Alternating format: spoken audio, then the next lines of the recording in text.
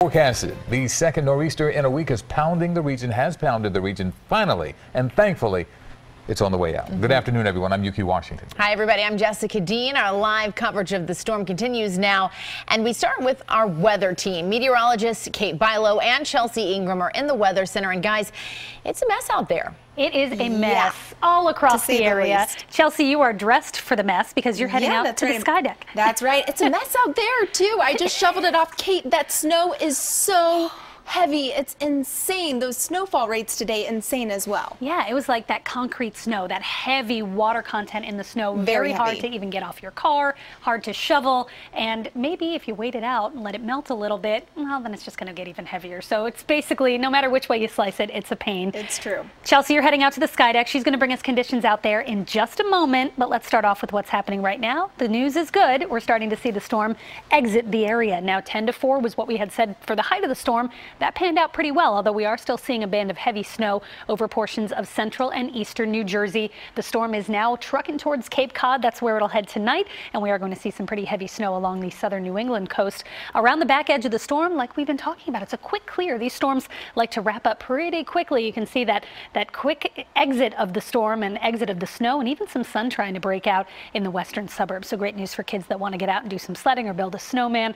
The heavy accumulating snow for most of the area has ended. Burlington County, southern Burlington County, portions of Ocean County, and down toward Atlantic City, you're getting some of the heaviest snow you've seen so far today. You can see it's just pushed east of 206, but still some very heavy snow headed towards spots like Toms River, spots like LBI, and still seeing over an inch per hour in the accumulation rate in this particular band. But this is the last of it, and things are moving out. But let's take a look at our snow totals, because this storm didn't perform exactly as expected everywhere, but for the most part across the north and west suburbs, that's 6 to 12 inches panned out just perfectly. Broomall checking in at 1 foot on the nose, 12 inches of snow. Bryn Mawr, 11 inches of snow. Lower Makefield Township at 10.5 inches of snow.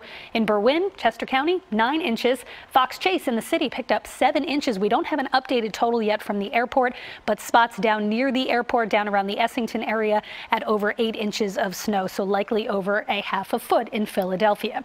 Even in Delaware, northern Delaware, Greenville at 10.4 inches. Brandywine, 10 inches. North Wilmington at 8 inches of snow. Newark just over a half a foot. And Newcastle at the airport, 5.1 inches of snow. Temperatures right now are actually rising a little bit as the storm departs. The snow stops falling. Temps are in the mid-30s. It's been above the freezing mark through the course of today's storm, but of course, surface temperatures can be above freezing if the snow falls heavily enough. And around the back edge of that storm, we are seeing some clearing. Visibilities have improved tenfold in the past hour or so in Philadelphia and points west. Still very low visibility in Mount Pocono, down around 0, half a mile in Trenton and in Atlantic City, but much improved in Wildwood and in Dover. Winter storm alerts still in effect, although those should gradually be moving out as we head through the rest of tonight. Let's take a look at conditions outside in the city right now, because Chelsea, I'm guessing it looks a whole lot different out there right now than it did about an hour or two ago. I mean, I can actually see the skyline behind me, which is a huge change from earlier today, right? And believe it or not, Kate, I'm seeing a couple of peaks of sunshine too, with the clouds thinning on out at least somewhat. We have several inches of snow that fell here on the CBS 3 sky deck. No surprise there with some of those bands that moved through.